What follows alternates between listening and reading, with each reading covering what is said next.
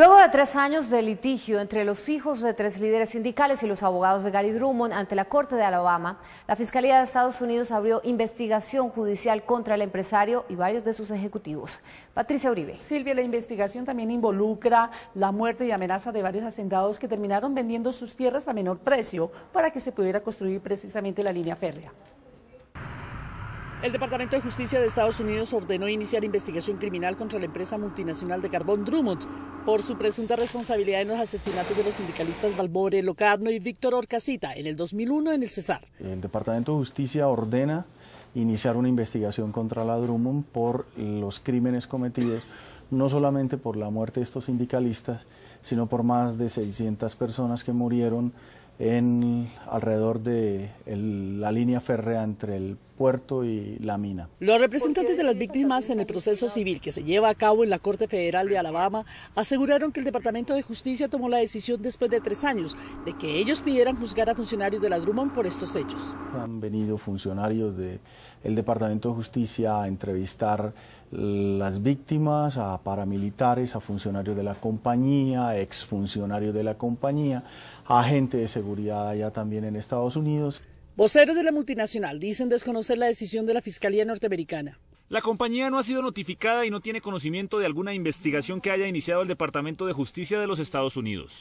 Recientemente, Jaime Blanco Maya, excontratista de la Drummond, fue condenado a 38 años de cárcel por la muerte de los sindicalistas y ha sido uno de los principales testigos contra la multinacional que dirige Gary Drummond. Que procesen al señor Gene Adkin, que procesen a toda la dirección de la compañía, que pretende con estas decisiones judiciales salirse de lado y no aceptar obviamente la responsabilidad que tienen ellos. Drummond Limitada jamás ha tenido contacto alguno con organizaciones al margen de la ley, por lo tanto cualquier investigación que se abriera en ese sentido sería con base en falsas pruebas. El juez que condenó a Blanco Maya compulsó copias a la Fiscalía para que investigue a Gary Drummond, Augusto Valencia, Jen Hopkins, directivos y funcionarios de la empresa, así como el excongresista Jorge Castro Pacheco y a Alfredo Araujo Castro, quien se desempeñaba como jefe de relaciones de la multinacional.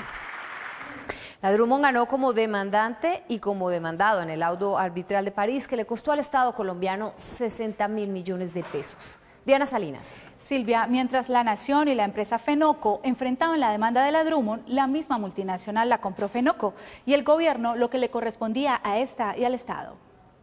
El Ministerio de Transporte le pagó a la Drummond casi 60.000 millones de pesos en cumplimiento de la decisión del Tribunal de Arbitramiento de la Cámara de Comercio de París, que condenó al Estado colombiano a darle esa suma a la multinacional por incumplimiento en un contrato de transporte del carbón desde La Guajira hasta Santa Marta.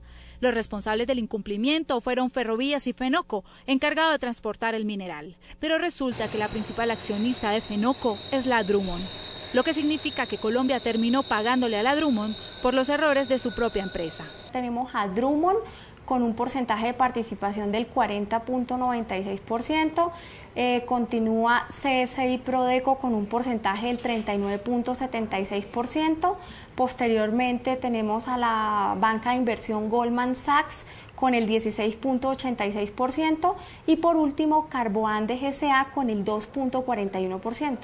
De acuerdo con el Ministerio de Transporte y con la Agencia Nacional de la Infraestructura, Drummond no había adquirido a Fenoco cuando esta fue demandada. La concesión para el año 1999 estaba conformada por un grupo accionario completamente distinto al de Fenoco hoy en día. Sin embargo, en 2006 se conoció el laudo de París que condenó al Estado colombiano. Ese mismo año, el ministro de la época, Andrés Uriel Gallego, abrió licitación para vender a Fenoco y permitió que Drummond entrara en el proceso. Así terminó comprando el mayor porcentaje accionario de la empresa, por la que hoy el Estado le paga tan alta suma. Fenoco fue condenado solidariamente dentro del laudo al pago de 31.119 millones. Es importante decirte que el fallo en total fue aproximado de 60.000 millones de pesos. Dinero que fue pagado en su totalidad por el Ministerio de Transporte en diciembre del año pasado. Todo parece indicar que la Drummond, como accionista mayoritaria de Fenoco, no está dispuesta a pagarse su propia multa, devolviéndole al Estado colombiano lo que éste ya le pagó, es decir, 31.000 millones de pesos, con lo que la multinacional ganará por punta y punta. También de punta y punta va el tren de la Drummond, llevando el carbón desde la mina hasta Santa Marta, y en su camino muchos colombianos han muerto atropellados. De este tren que, como diría yo, sería el tren de la muerte, Se trata de esta locomotora que transporta el mineral de 3 empresas, Drummond, Prodeco y en un ínfimo porcentaje Carboandes, empresa colombiana.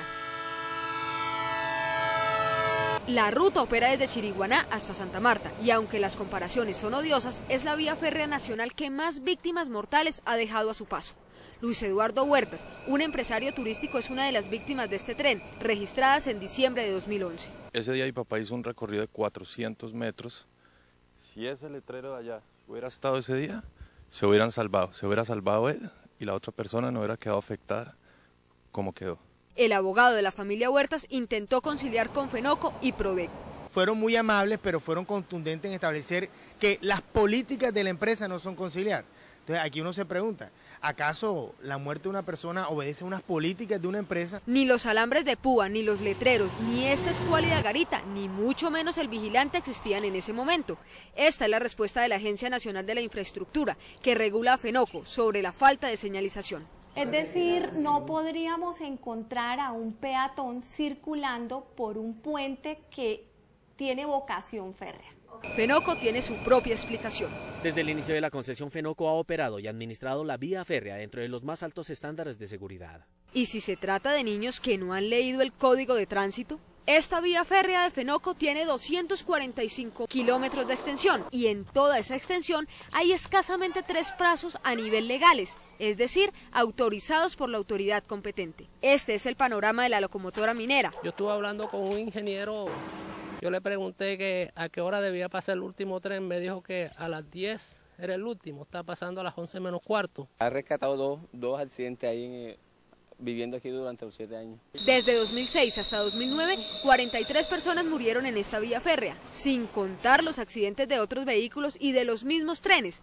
La segunda mitad de 2012 murió otra persona y 3 se salvaron de ser arrolladas.